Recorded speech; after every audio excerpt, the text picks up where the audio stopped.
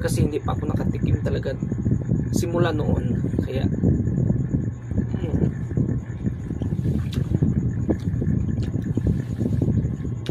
actually ano siya, matamis siya. Matamis siya na walang asim. Seedless kasi siya. Matamis siya, wala talaga siyang kaasim-asim na ano.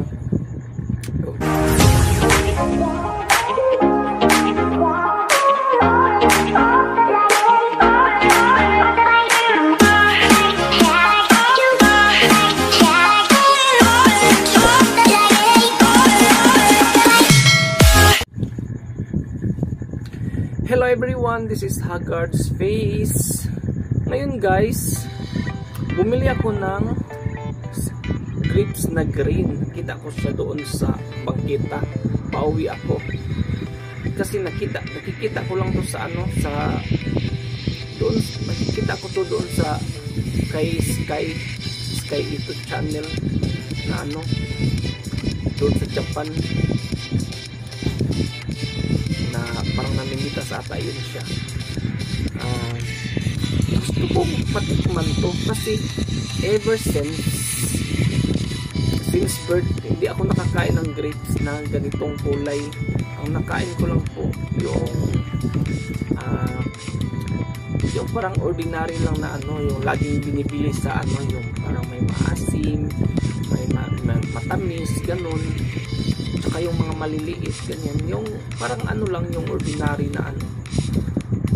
Tsaka nakakain din tayo ng grapes. Nakakain din ako ng grapes. Pagkabata, hindi ako nakakain. Sabi ko, ano kayang lasa ng grapes, no? Dahil sa kahirapan, ganun.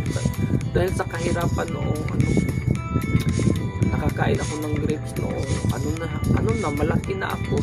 Tsaka yung apple, hindi talaga kami nakakain ng apple at saka grapes noon nung kabataan namin.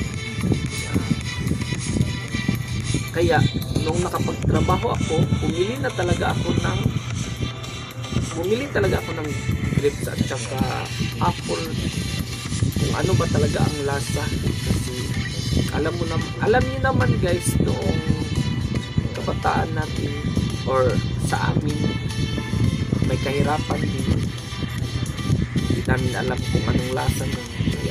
Ngayon guys, bumili ako ng green na grapes dahil ano siya, hindi ko pa talaga ito natikman.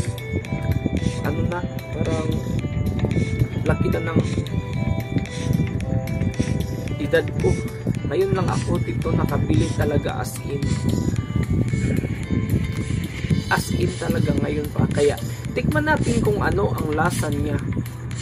Actually malalaki siya, ayan, malalaki siya, grabe.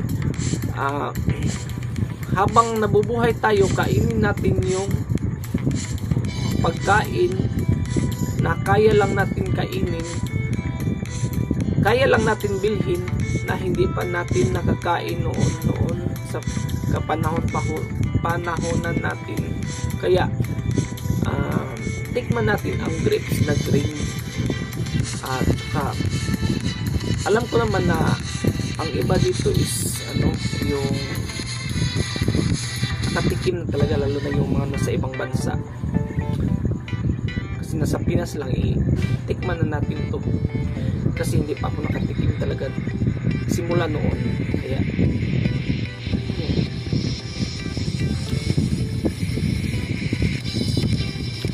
actually ano siya, matamis siya. Matamis siya na walang asim. Seedless kasi siya. Matamis siya, wala talaga siyang kaasim-asim na ano. Kulang.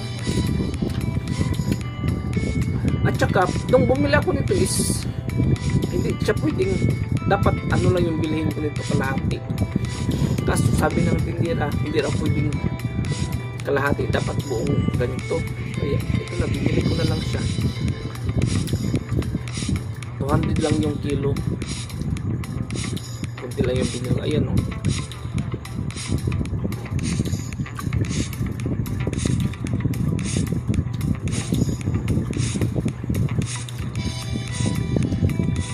ganito. Ito palagi akong nakakain ito. Nung kabataan din namin is bira lang kami makakain ng ganito. Kalamansi yung kinakain, yung maliit na ganito. Kaya nung nakapagtrabaho ako is bumili talaga ako, kumain talaga ako ng marami. Tsaka ito ngayon, kain ako ng ganito. Masarap din pala siya. Grabe grabe yung buhay-buhay noon. Kaya ngayon nakapag trabaho tayo is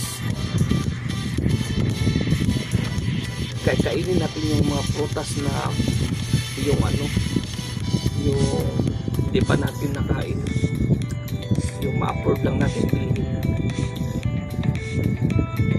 Ito lang kakainin ko yung nalaglag, matanggal sa makatas siya masyado.